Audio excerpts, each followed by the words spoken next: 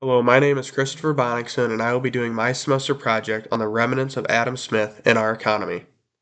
Adam Smith was born in the early 1700s in Scotland and wrote two books.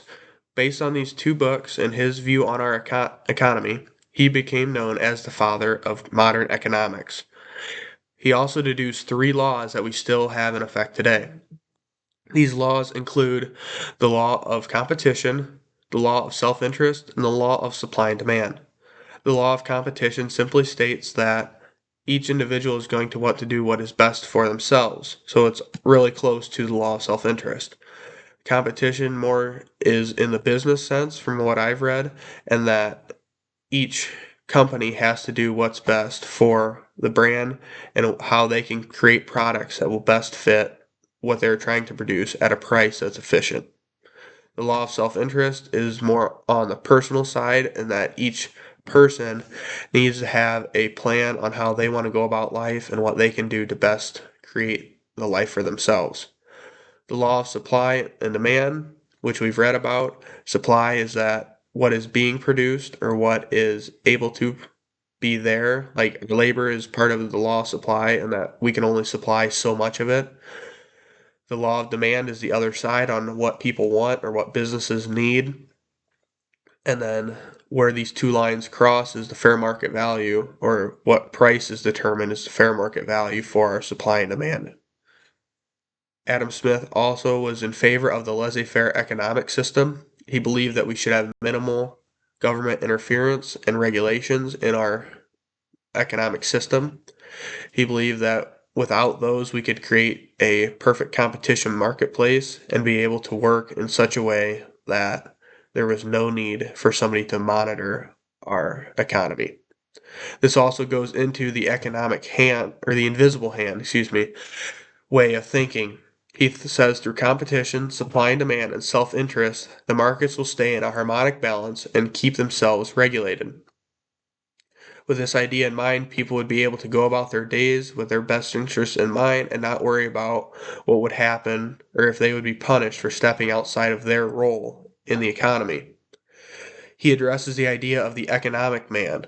This is somebody who goes about his life and his place in the economic system based on what is best for himself. This is not someone who is tied to something else. This is somebody making their own decisions.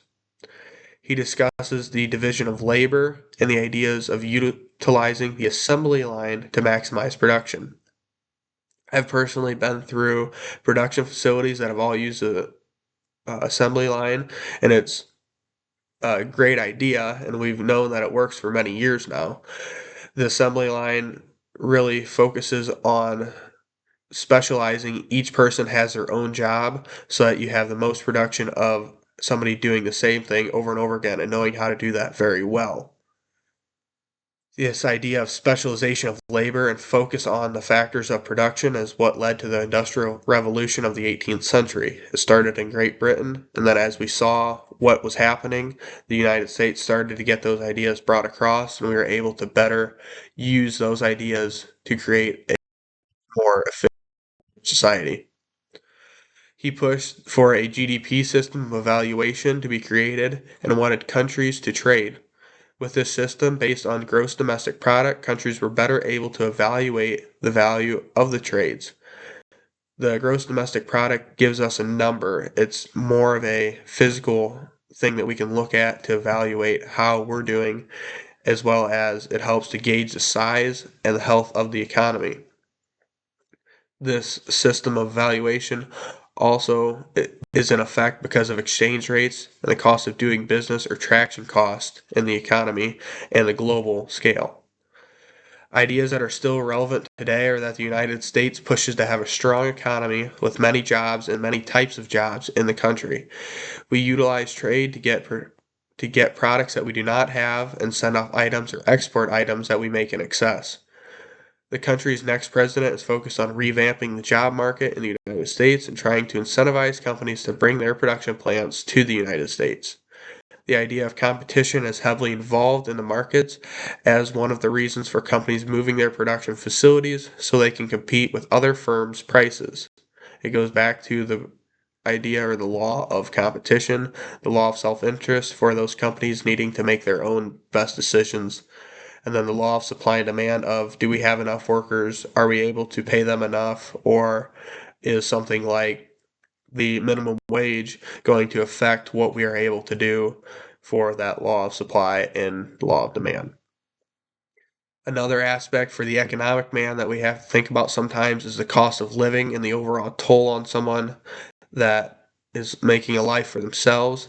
The cost is increasing every day, and it's making more important to be responsible economically and financially, and weigh out some of your decisions before you make them.